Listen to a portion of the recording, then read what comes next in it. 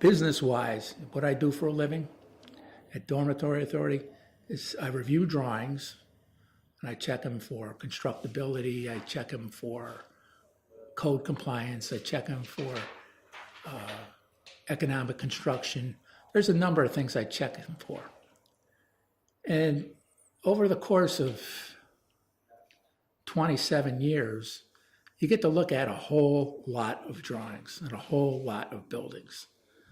And I get to work with, in my circumstance, probably the most elite structural engineering firms in New York State, probably in the US.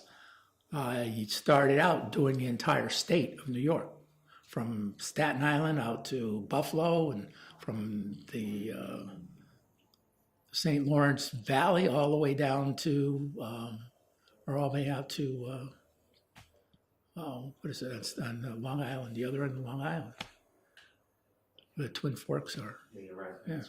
That's That's a big, big area. And then it eventually got weeded down, weeded down, weeded down.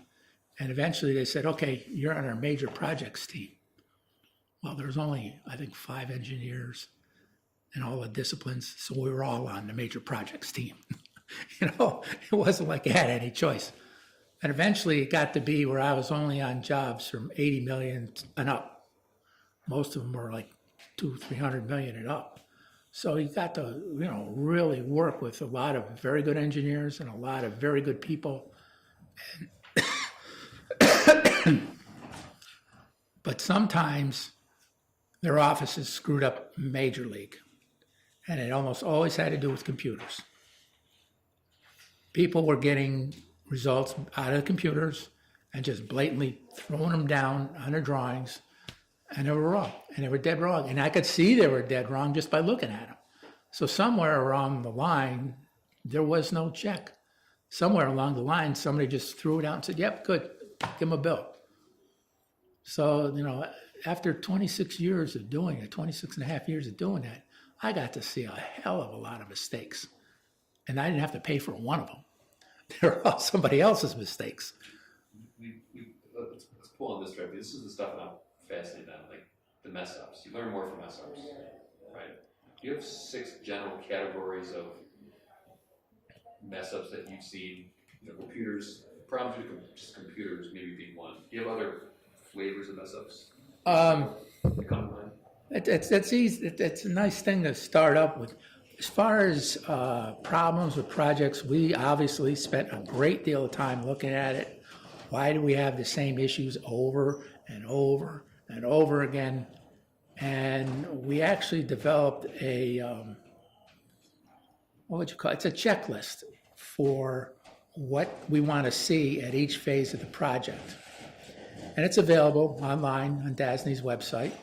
You go under construction, you go under consultants, you go under guidelines, and you'll see something about checklists for the different phases. To me, the screw-ups are almost always because you're doing things out of sequence. You can't do soil borings when you're handing in 90% documents, right? Why is that? Well, you know, you've already designed the foundation. How do you know what's right? How do you know what's wrong? How do you know anything? Even if you're right, I don't know if you're still going to have to go back and change some of this stuff. If you're wrong, you're going to go back and change the entire thing. You've screwed up the estimate. You've screwed up the timeline. You probably screwed up some of the detailing. So that one thing alone, doing the soils borings, should be done way in advance, way in the schematic end of things. Why in those projects, it makes sense to do it first. Why would anybody do it last? I don't know if I'm going to say this. It's all in who provides the information when they feel like doing it. It's not always the structural guys. They may have been asking for it from that early point, but others on the team may not have wanted to go and do it, and spend the money and go and do it. Oh yeah, just design it. The other thing is environmental concerns. Major league screw-ups there. We had a project, designed, everything went out, the bid, started construction, find out the soil's contaminated. Cost us well over $1 million to pull that dirt out of there and bring new dirt in. Campus knew about it. They just didn't tell anybody. Turns out that project paid for getting rid of their contamination on the field. So it's, another thing you got to really watch out for. The other thing is a water table. How do you design a building and not know where the water table is? Do I need waterproofing? Do I need a pressure slab? Is it going to leak all over the place? Waterproofing and where the water table is so important to design. Again, that goes way up front with the soil borings. The soil borings, the environmental, and a water table determination are three things you need before you start doing anything as a structural engineer. Those are the kind of things we look for to try and prevent screw-ups. I mean, there's a lot of screw-ups that we witnessed, and we just got together one day and said, how are we going to prevent the majority of these from keep on happening? Any other screw-up flavors before, like computers, out of sequence, environment, water table, anything else cues in your mind? Or do you want to pull in any other threads differently?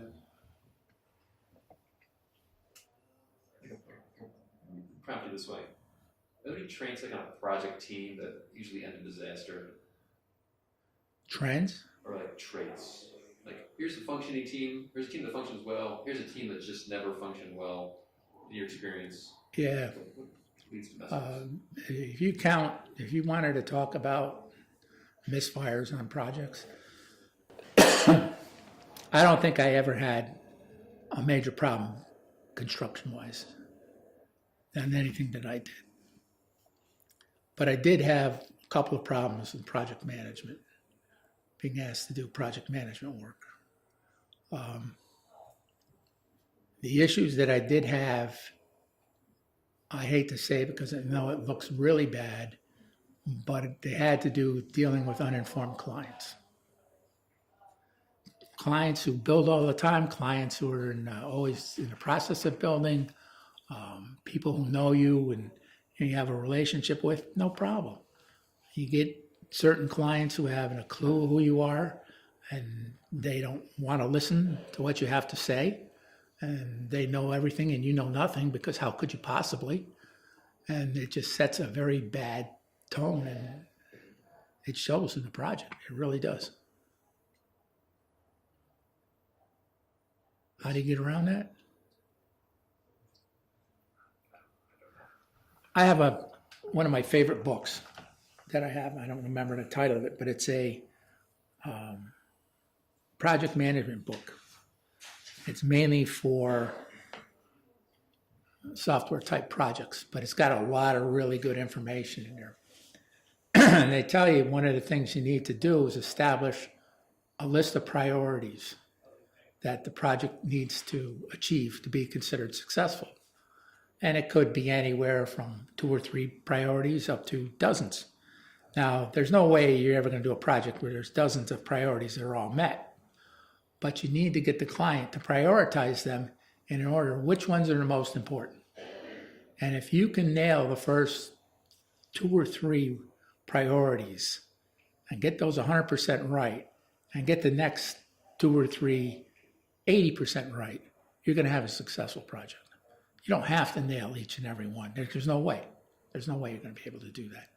So at the start of the job, if you're involved with the setting up the project, the first thing you got to do is sit down with the client and determine what it is you're going to build. What are your priorities? What do you want to accomplish here? And then you ask him to prioritize it. The other problem we got with that is I deal with very long-term projects. And a lot of times there's turnover. And the next guy in for the client may not have the same priorities as what you're working at. And that's where you whip out the sheet and say, here, this is what we decided we're going to do. These are the outcomes we want. And this is how we're going to go about doing it. And it's like, you want to change something, we're going to start all over again. Now, don't come blaming us because it's not what you wanted to do. It's what the person before you wanted to do. And that's the path we're marching down. You want to change it? Here's a change order. a story or example of just like, without mentioning names, just like an unreasonable client who just gets screwed the pooch? You have an unreasonable client story? I'm not going to say anything about my DASNY stuff because everybody will know what the clients I'm talking about. But in private, I do work by myself all the time. I've always done work on the side all the time. I've got architects I deal with. I got all sorts of people I deal with. He had a job, I think it was only like 2 years ago, and it was a house that somebody wanted to take a couple of walls out of. So I go and look at the house, and it's a big house, but it's a big barn for a house. You know, it's not very ornate or anything. And I start looking at it, and it's, wait a minute. You know, it's got like 2 column lines in the basement area and only 1 column line down the middle above it.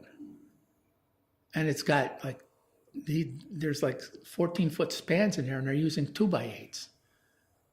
And it's like, you know, this floor is going to bounce like crazy. And you go upstairs, and there's like 1 wall right down the middle.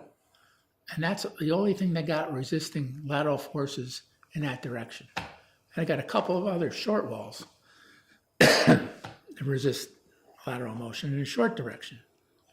Okay, we want to take this wall out. We want to take this wall out. We want to take this wall out. And I said, wait a minute. Yeah, if you do that, you're going to have to put all the lateral resistance in the outside walls, which is going to get very expensive because you got to carry that down to the foundations, and who knows if we have to go and operate on the foundations. Okay, let's see, we'll do this, we'll do this. And he had this little software where he's laying out the rooms and stuff. So I spent a lot of time and I spent a lot of effort trying to figure out how to give him what he wanted, you know, take out as many walls as I could, but we still needed bearing in certain spots. We still needed shear in certain spots. He didn't like it. And I said, well, you could, you know, I don't care if you use my ideas or not, but you're going to have to take this, you know, the plans into the building department, get them approved. Oh, we're not going to get a permit. I said, what do you mean you're not going to get a permit? We're not going to get a permit. We're going to do this on the side. And it's like, that's the day I left. And I come to find out that he was very upset with my design and that he could do it better, and he figured this out and he figured that out. And I just walked away from the job. I told the architect I was dealing with, forget it. I'm not going to be dealing with this fellow. He knows so much. He's laid everything out himself. Let him go to the building department and see what they say. So here's a client who thought he knew everything, and he knew what he wanted, but he didn't know how to get there. He didn't understand what I was trying to tell him. He didn't want to understand what I was trying to tell him. He was trying to flip that house as fast as he could. So to me, that's a little bit of a failure on my part. You know, I should have never walked in the door once I figured out what his objectives were. So not going to the building, having your intention to not get a building permit for a building project. I don't know what it. It kind of tells you something. No, at the time I was a building inspector. So it's like, if anybody ever caught me doing that kind of thing and not getting a permit, you know, it's like being an engineer and not caring what kind of steel you spec'd out. Any other stories along that same ilk queue up in your mind? Stories where somebody's just being shady, you're trying to either navigate them back to the light or just leave them? Well, I spent the vast majority of my time down in New York City. And I was working on this one project in Staten Island. We were at the end of the job. And I was walking with the landscape architect. And we were walking by these people. And they had this thing out there called the rock hound. And what it does is it sifts through the top couple inches of soil and it pulls all the rock out of it, pebbles and stuff, pulls it all out. So I walked over to him and I said, you know, what are you doing? And he goes, well, we're prepping the soil for the spray lawn stuff. And I said to him, the spec calls for 6 inches of topsoil. He goes, that's it. And I said, I know I'm not a farmer, but I'm pretty sure that's not topsoil. He goes, oh yeah, it is. Look how clean it is. And he had a worker standing next to me. I took this shovel And I hit it on the dirt. It goes ping. And I said, that's not topsoil. And he turned over to me and goes, you know, people have been known to disappear in the swamps in New Jersey and never be heard of again. I said, oh, yeah? And I just walked away from him. It was the only time I was ever threatened. 6 inches of topsoil. No, 6 inches of topsoil.